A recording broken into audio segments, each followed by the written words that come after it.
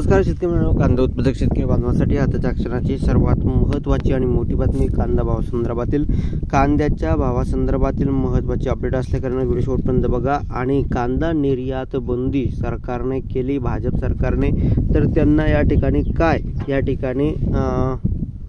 कांदा भाव शेतकऱ्यांचा कमी केल्यामुळे शेतकऱ्यांनी काय निर्णय घेतला आणि शेतकऱ्यांनी काय या ठिकाणी लोकसभा निवडणुकीमध्ये काय निर्णय दाखवला, सविस्तर संपूर्ण थोडक्यात लाईव्ह अपडेट आपण जाणून घेत आहोत। आणि कांद्याच्या भावात आता वाढ होऊ शकते का, सविस्तर थोडक्यात संपूर्णपणे जाणून घेत आहोत। थोडं शेवटपर्यंत बघा, अतिशय महत्त्वाचा हा व्हिडिओ आहे। व्हिडिओ जर आवडला तर नक्कीच लाईक करा, सांगा चॅनलवर नवीन असाल तर महा हवामान आपल्या यूट्यूब चॅनलला सबस्क्राईब करून जोशाला बेल आयकॉन म्हणजे घंटा वाजवू नका, जेणेकरून माझ्याकडे नोटिफिकेशन तुमच्यापर्यंत पोहोचते। स्क्रीनवर जसे की तुम्ही बघतच आहात, कांद्यानं 9 मतदारसंघात आणले नाकी 9, सत्ताधाऱ्यांच्या डोळ्यात पाणी, विरोधकांना 8 जागावर यश।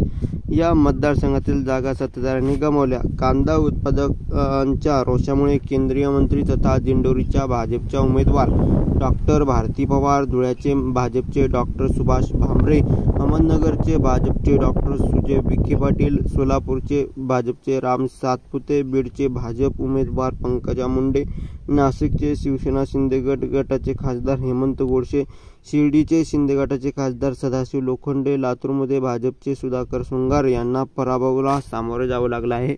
आणि या ठिकाणी जी काही निर्यात बंदी सरकारने केली, शेतकऱ्यांनी वारंवार यांच्याकडे ते मुद्दे मांडले होते, कांदा निर्यात बंदी उठवा, कांद्याचा भाव कमी आहे, कांद्याचे नुकसान काय झालं, अस्मानी सुलतानी संकट यांना माहिती असून देखील यांनी शेतकऱ्यांचा जो काही प्रश्न आहे ते कानावर घेतले नाही आणि त्यांना शेवटी त्यांचे या ठिकाणी कसे पराभूत करण्यात आले नाही शेतकरी बांधवांच्या माध्यमातून, कांदा उत्पादकाच्या माध्यमातून। ते आता तुम्ही बघत आहात, 8 जागेवर 9 ते 8 जागेवर या ठिकाणी भाजपला पराभव स्वीकारावा लागला। जे काही सत्ताधारी आहे, सत्ताधाऱ्यांना या ठिकाणी पराभूत केले गेले आहे।